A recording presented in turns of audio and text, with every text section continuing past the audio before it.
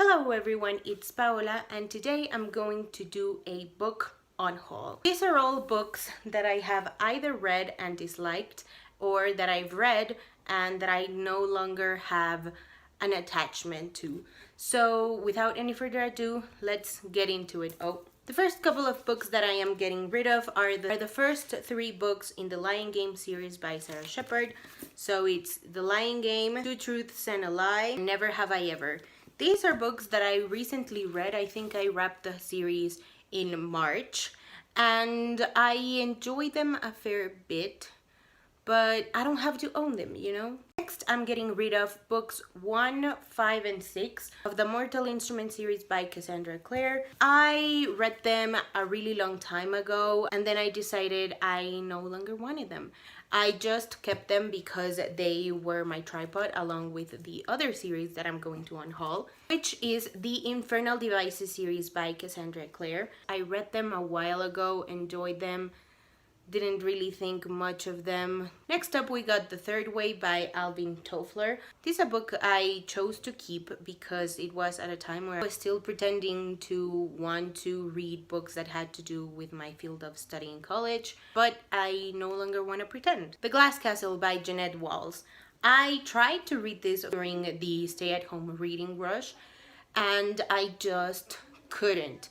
At first, it was very interesting and very compelling, but then the family moved in with their racist grandparents, I think it was their grandparents, I don't know. And the N-word got thrown in a span of 2 minutes about 7 to 9 times. And I just could not do it. Fahrenheit 451 by Ray Bradbury and The Kite Runner by Khaled Hosseini. These are books that my sister read in school and she told me they were good. I wanted to try them out and then years and years passed and my interest is gone. The Complete Poetry of Edgar Allan Poe. I read this one in April. It's actually the last book that I read in April and I enjoyed a lot of the poems, but I don't have to own this book. I feel no personal or emotional attachment to it, so it's leaving. Amarse es de Valientes by Alejandro Ordóñez. This is a little self-help book collection of essays by the author, and I tried to read this for the stay-at-home reading rush too, and they just didn't really speak to me. I think I got to page 20, maybe 30, and I was like, well, this is advice that my mom has already given me, so I don't need it. Habla María by Bernardo Fernandez. This is a graphic memoir about this man, the dad, and Maria, and this is the mom, and Maria is autistic. It's a very bad ableist book, and I hated it, and it's leaving. 5 Midnights by Ana Davila Cardinal. I also read this one in April. It's actually the first book that I started in April, and I hated it. It's just full of white Latinx nonsense. México ante Dios by Francisco Martín Moreno. This is just a book that once sparked my interest and then time has gone by and I don't really want to read it anymore. I'd probably want to check it out if it was available on audio because this is a monster. Look at a historical fiction book about the kind of power that the Catholic Church had in Mexico during the late 1800s. And it sounds really interesting, but it's really intimidating. I don't want to read it anymore. Next up I got Si Si Es Contigo by Calle y Poche. It's sapphic, it's nice, nothing that really stuck with me. It was weird that the characters only referred to each other with their initials, even when interacting with other people. And I don't know if it was lack of creativity on the author's part or if it was intentionally autobiographical stuff because the characters share the initials that the authors have. Either way, it's nice. It's a little angsty. The stakes are a little too low. I don't really care much for it. El Diario de Tita by Laura Esquivel. This is another one that makes me a little bit sad because it's a book that I think I got with my own money. I don't know. But it is kind of like a spin-off version of like Water for Chocolate by Laura Esquivel, except that it's told in a journalistic way. This is the main character's journal. There's really nothing new to it, nothing that we didn't already know. Alrighty, so those are the books that I am absolutely, definitely getting rid of. And the next couple of books are books that I am thinking of unhauling, but that I want to do a try a chapter tag one day so that I can finally decide if I keep them or not. You'll see the video eventually, hopefully it's soon. Mi nombre es Pecado by Adriana Rubens, Dulce Sara by Mercedes Alonso, and El Amor Está de Moda by Arwen Gray. These are books that I got on a whim because I needed to get the parking ticket sealed so that the fare wasn't as high as it usually is.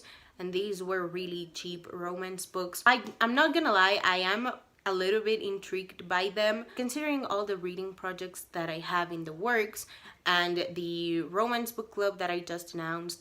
I don't know if I'm really that intrigued by this or if I really care to pick them up one day. Bailón Canán by Rosario Castellanos. This is a Mexican book. I think it's set during the Mexican Revolution in Chiapas. And I really want to read it because Rosario Castellanos is a very well-known Mexican author.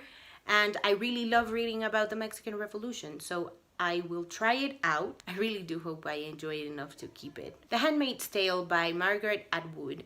This is a book that interested me in the beginning because of the series that's on Hulu. And then, I don't know, my interest kind of floated away. I've also heard that it's a little dense and also a lot of white feminism happening here. So I don't know how much I really want to read it. That's why I'm saving it for the try a chapter tag. Safe Haven by Nicholas Sparks. This is a book that I used to adore when I was 16, maybe 17 years old. And this is the first book by Nicholas Sparks that I read that I was like, wow, it's not just about crying with him, right?